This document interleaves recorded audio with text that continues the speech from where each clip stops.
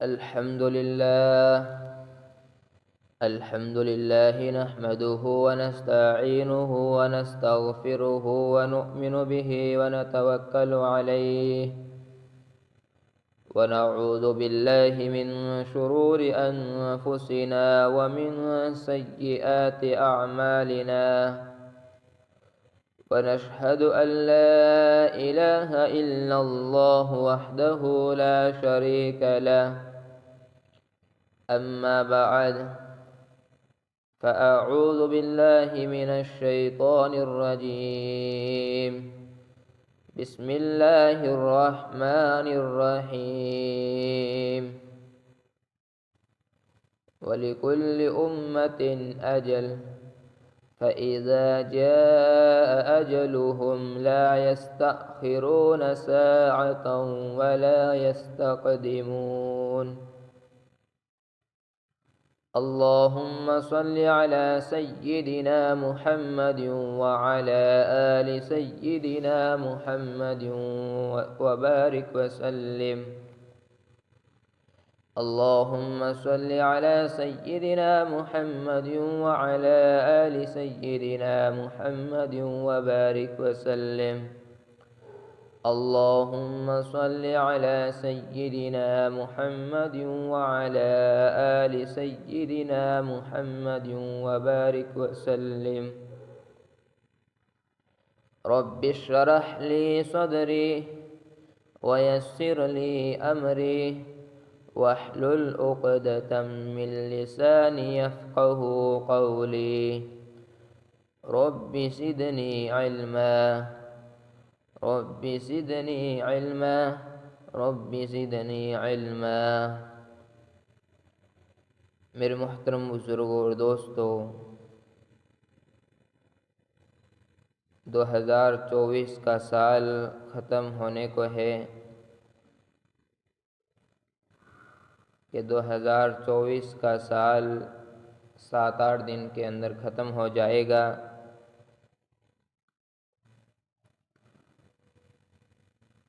اگر ہم یوں سوچیں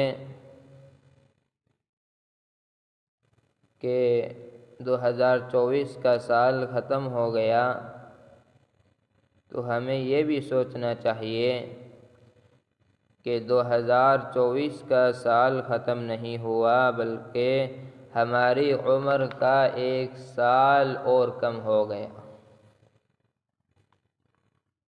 وہ 365 دن جو گزر گئے پھر اب وہ دوبارہ لوٹ کر نہیں آئیں گے، اور ہماری زندگی کے وہ 3,10,04,000 سیکنڈ جو 1 سال میں گزر گئے اب وہ دوبارہ لوٹ کر نہیں آئیں گے. اے نئے سال پر خوشیاں منانے والوں، اے اپنے جنم دن پر، اپنے برتھ ڈے پر خوشیاں اور رنگ ریلیاں بنانے والوں، یہ دن خوشی منانے کا نہیں بلکہ یہ دن ماتم کرنے اور غم منانے کا دن ہے. ذرا سوچو تو صحیح، جیسے جیسے ہمارے دن کم ہوتے جا رہے ہیں ویسے ویسے ہم اپنے کفن، اپنے جنازے اور اپنی قبر کے قریب ہوتے جا رہے ہیں. اے موت سے غافل انسان، کیا تو دیکھتا نہیں کہ روزانہ بچے، بوڑھے، جوان، مرد، عورت اچانک بغیر کسی اطلاع کے سب کچھ چھوڑ چھاڑ کر اس دنیا سے کہاں رخصت ہوتے جا رہے ہیں؟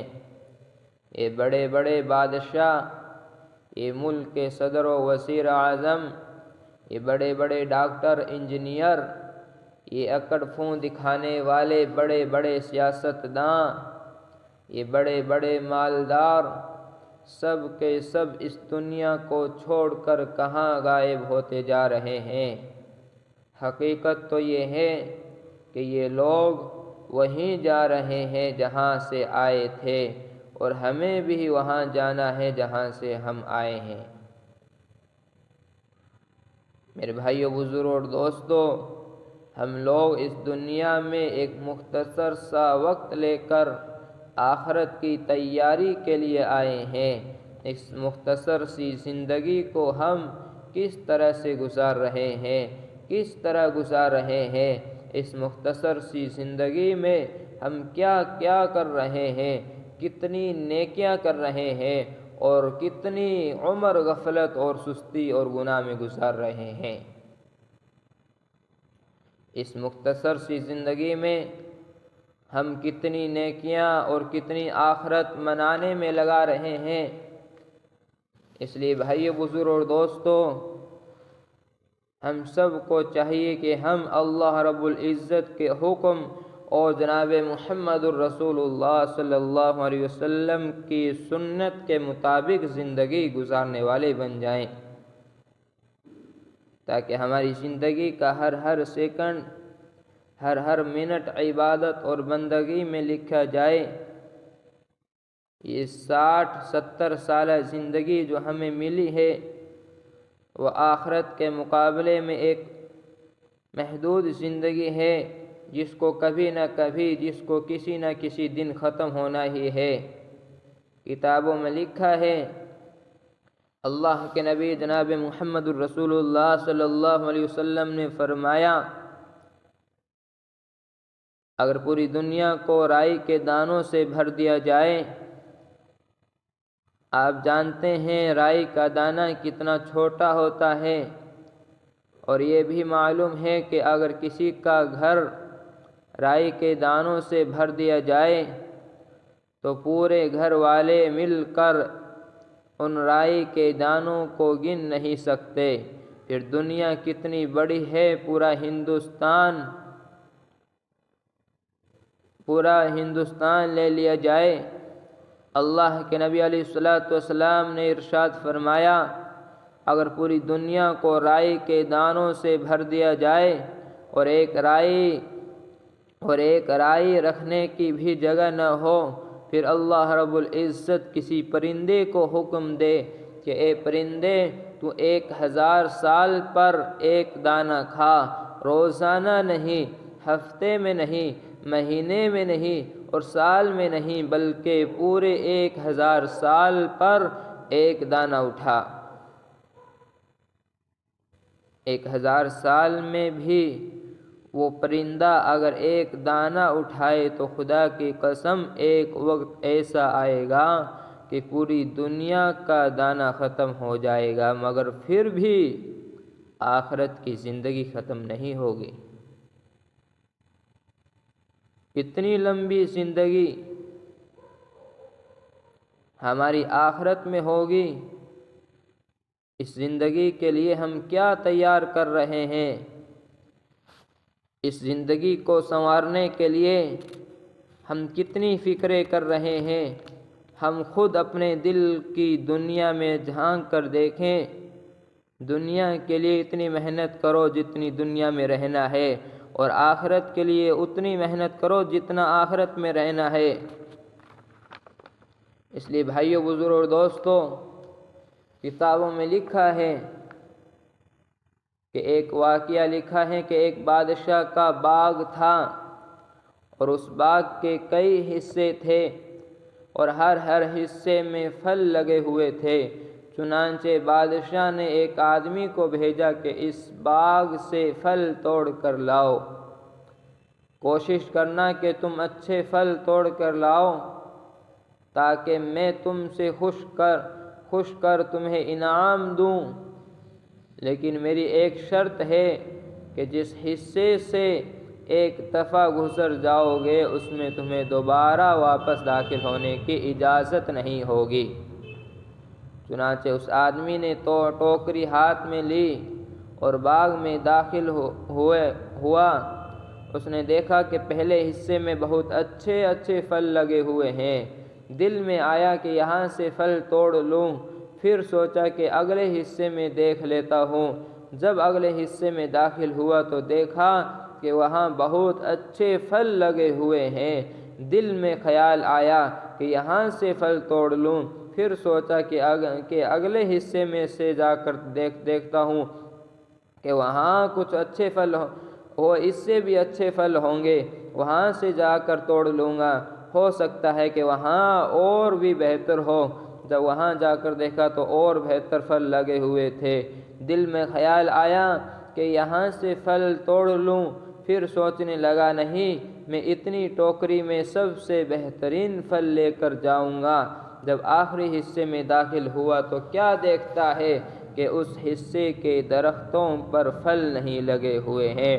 وہ وہاں کھڑا ہو کر رونے لگا اور افسوس کرتے ہوئے کہنے لگا کہ کاش کہ اگر مجھے پتہ ہوتا کہ آخری حصے میں پھل ہی نہیں ہوں گے تو میں پہلے ہی پچھلے حصوں میں سے پھل توڑ لیتا۔ اے انسان، تیری زندگی کی مثال ایسی ہی ہے۔ تیرا ہر دن تیرے لیے نیکیوں کا باغ ہے، تو اس میں نیکیوں کے پھل کا توڑ سکتا ہے، یعنی نیکی کر سکتا ہے۔ لیکن انسان روزانہ یہی سوچتا ہے کہ میں آج نہیں کل سے نیکی کروں گا، کل سے نماز شروع کروں گا، کل سے گناہوں سے بچ کر زندگی گزاروں گا، اور یہی آج کل کرتے ہیں۔ بالآخر انسان موت کے منہ میں چلا جاتا ہے، پھر اسے اتنی مہلت بھی نہیں ملتی کہ اپنے گھر والوں کو وصیت کر لے۔ جب موت آ جاتی ہے تو نہ ایک لمحہ آگے اور نہ ایک لمحہ پیچھے ہوتی ہے۔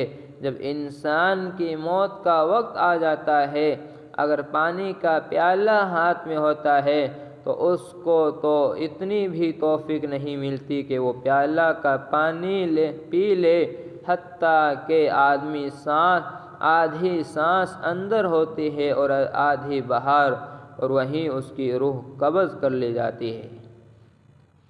اس لیے بھائیو، بزرگوں اور دوستو، مرنے سے پہلے موت کی تیاری کریں۔ ابھی وقت ہے کہ ہم موت کی تیاری کریں۔ اس لیے بھائیو، بزرگوں اور دوستو، ہم سب کو جو ہے نمازوں کی پابندی کرنی چاہیے، اور جو ہے ہم سب کو اللہ کے نبی علیہ الصلوۃ والسلام کے بتائے ہوئے طریقے پر اور اللہ کے حکموں پر زندگی گزارنی چاہیے۔ اللہ رب العزت ہم سب کو انہی چند باتوں پر عمل کرنے کی توفیق عطا فرمائے۔ وآخر دعوانا ان الحمد للہ رب العالمین۔